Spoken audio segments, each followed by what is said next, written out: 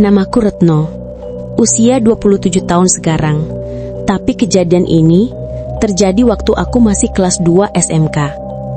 Sampai hari ini, setiap kali aku melihat toilet umum di taman kota, tubuhku merinding sendiri.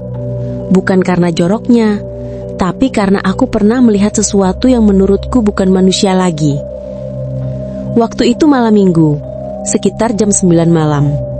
Aku dan dua temanku, Sally dan Nina, nongkrong di taman kota sehabis belajar kelompok di rumah Sally.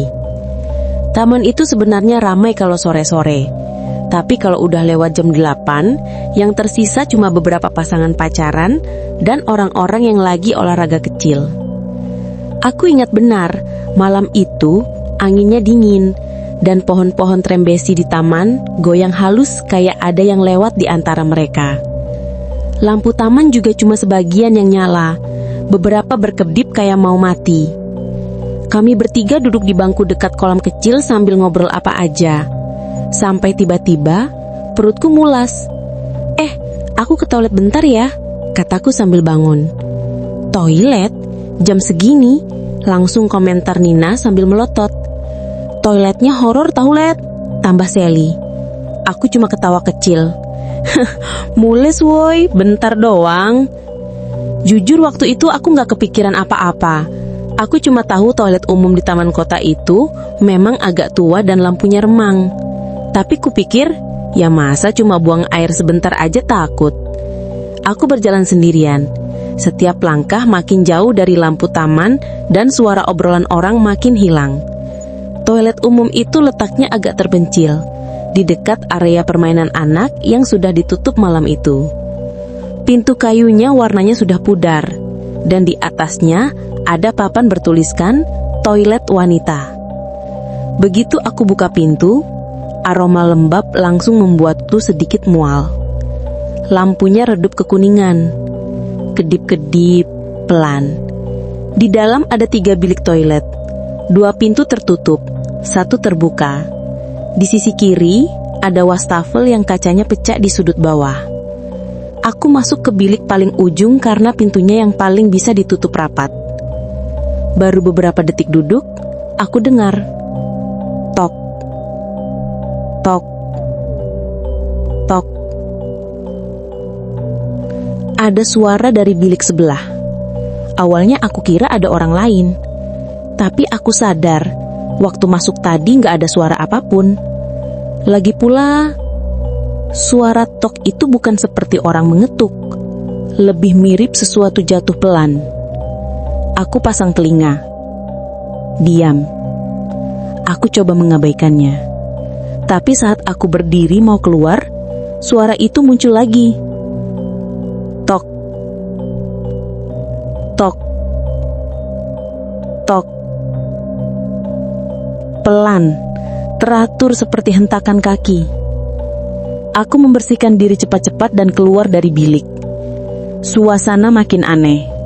Lampu di langit-langit mulai berkedip cepat, seperti kesambar angin kenceng, padahal di dalam gak ada angin.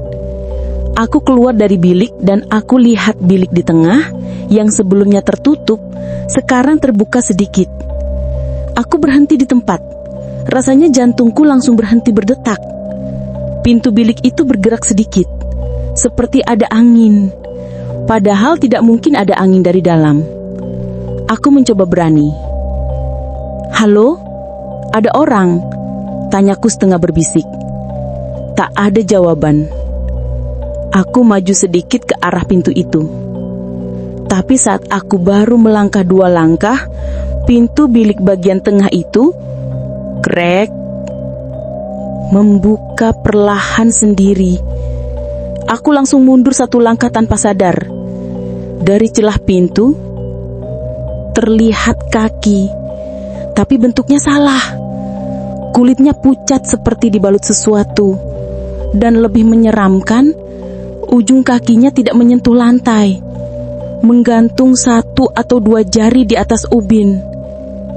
Aku tercekak. Aku tahu apapun itu, dia tidak berdiri. Dia menggantung. Aku mundur semakin jauh. Hampir jatuh tapi pandanganku terpaku pada bilik itu. Pintu semakin membuka, lalu sesuatu keluar sedikit demi sedikit. Rambut panjang hitam kusut genjuntai ke bawah, menjuntai sampai hampir menyentuh lantai.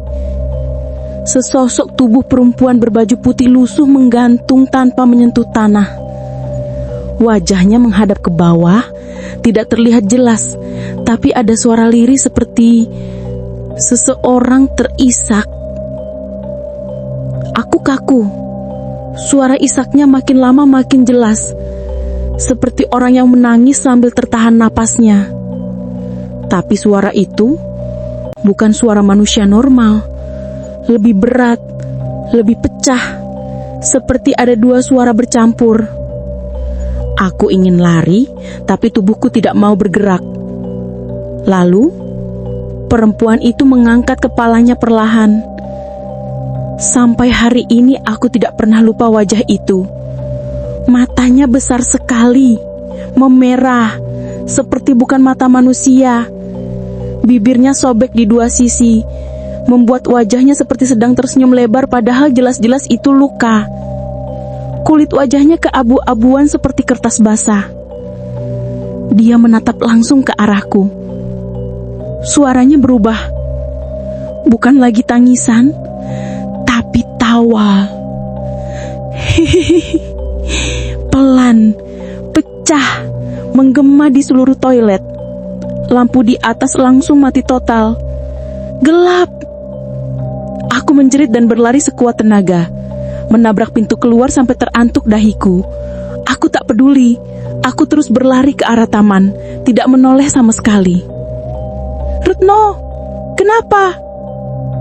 Sally dan Nina langsung berdiri ketika aku sampai di bangku dengan napas terengah-engah dan air mata mengalir tanpa sadar. Ada orang, ada yang gantung diri, bukan manusia, kataku terbata-bata. Kedua temanku langsung panik. Nina memelukku, dan Sally mencoba melihat ke arah toilet dari jauh. Tapi baru 3 langkah dia jalan, dia langsung balik lagi dengan wajah pucat. Aku lihat ada bayangan rambut panjang di pintu toiletnya, katanya pelan. Kami bertiga langsung pergi meninggalkan taman itu malam itu juga. Aku kira semuanya selesai, tapi beberapa hari kemudian, berita tentang taman itu mendadak heboh. Ada satpam yang ditemukan pingsan di dekat toilet umum wanita. Dia bilang dia dengar suara perempuan menangis dari dalam, padahal toilet itu sudah dikunci malam-malam. Warga bahkan bilang, dulu pernah ada perempuan muda yang, gantung diri di toilet itu. Katanya karena masalah keluarga. Jenazahnya ditemukan petugas pagi hari. Sejak itu, katanya toilet itu sering ada yang menangis malam-malam. Aku waktu mendengar cerita itu langsung gemetar, karena sosok yang aku lihat benar-benar seperti orang yang mati tidak wajar. Selama beberapa bulan setelah kejadian itu, aku sering mimpi buruk. Mimpi berada di toilet yang gelap. Mimpi pintu bilik yang membuka sendiri. Mimpi suara tawa pelan di telingaku. Kadang aku bangun dengan keringat dingin. Sampai sekarang aku tidak pernah masuk toilet umum sendirian, terutama kalau lampunya redup. Bahkan kalau aku lewat taman kota itu, aku selalu mempercepat langkah. Dan yang paling aneh, setiap kali aku lewat dekat sana, aku selalu merasa ada yang memperhatikan.